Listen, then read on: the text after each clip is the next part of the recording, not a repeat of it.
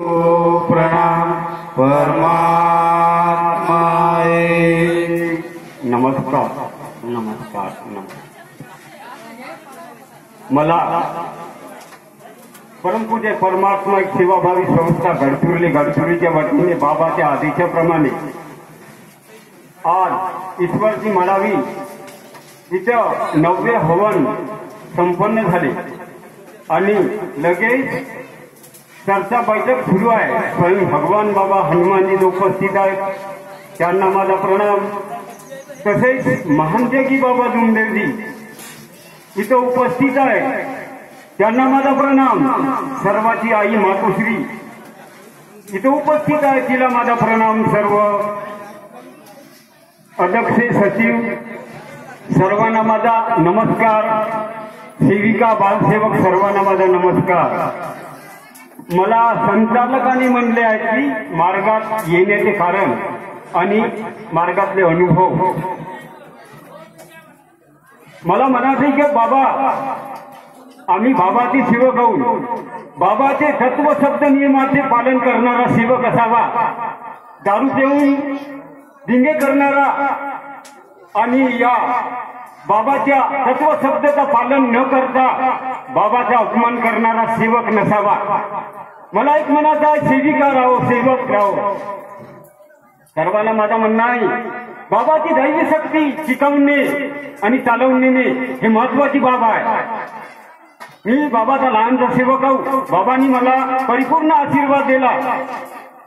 मला दारूचा सेवक होता, माझ्या पत्नीला भूताची आणि देवी देवतेचा आमच्या घरामध्ये त्रास होता। माझे बाबा म्हणे मी जर मरीन तरी बापू कोणत्या ना कोणत्या तरी मार्गात असेल तर शिकशील, नाही तर ठिकाणार नाही। बाबाचा आशीर्वाद लागला, आईचा आशीर्वाद लागला, मी सुखी आणि समाधानी राहू। मला दारूचा सेवक होता, काहीच पुरत नव्हता, कारण भूताचाही त्रास होता, देवी देवतेचा त्रास होता, म्हणून आम्हाला काहीच पुरू शकत नव्हता। मला एक म्हणायचं आहे, आम्ही 41 दिवसाची त्याग घेतला। माझा अनुभव आहे बाबाचा। अनेक बाई 3 दिवस झाले होते आणि 3 वाजता त्या बाईनं कुत्रा सोडला। बाबाला मी का म्हणलो पाण्याची कावड 3 वाजता कावड धरून मी 500 फुटाहून पाणी आणून त्या घडवला। बाबाला म्हणलं बाबा हे तुझ्या अंगणात कसे नको आहे। 4थ्या दिवशी ते दोनही कुत्रे सोडले, अंगणात आले। 4थ्या दिवशी कुत्रे गायब। 4थ्या दिवशी कुत्रे गायब म्हणजे मरून पावले कुत्रे। बाबा का केलं का नाही हे माहित नाही, पण बाबाला मी शब्द म्हणला बाबा हे तुझ्या अंगणात नको आहे। म्हणजे ते अनेक बाई म्हणजे याचा काहीच नाही जमला पाहिजे, पण बाबा पाठीशी राहायचे हे लक्षात ठेवा। कारण की तोही झाला 21 दिवसाचे कार्य, 21 दिवस झाले कार्याला, आणि माझ्या पत्नीला तो जुनी बिमारी तयार झाली, पण म्हणजे याचा सक्सेस झाला नाही पाहिजे।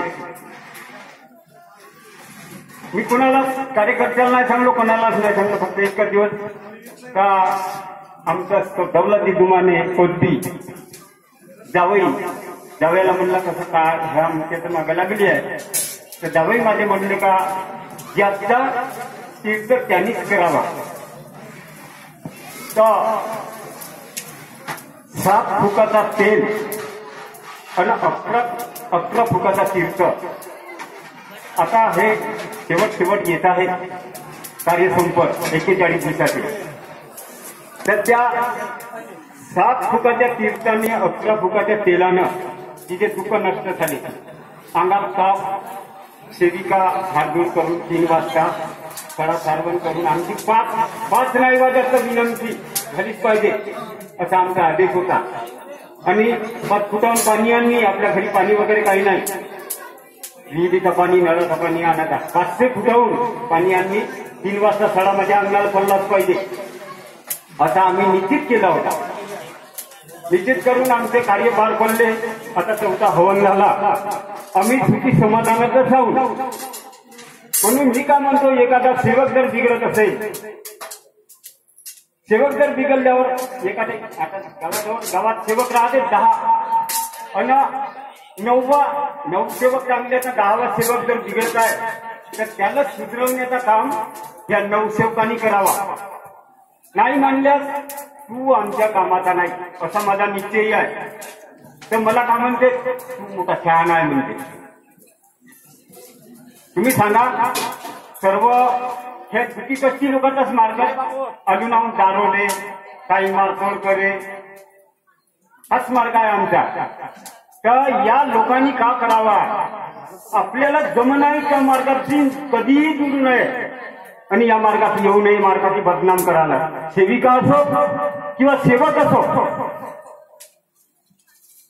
माझे काही बोलण्यामध्ये चूक झाली असेल, स्वयं भगवान बाबा हनुमानजी मला माफ करतील, तसेच महान त्यागी बाबा तुमदेव मला माफ करेल, आई वाराणसी मला माफ करेल, आणि माझे कार्यकर्ते माणिक भाऊ मानकर हे सुद्धा मला माफ करतील.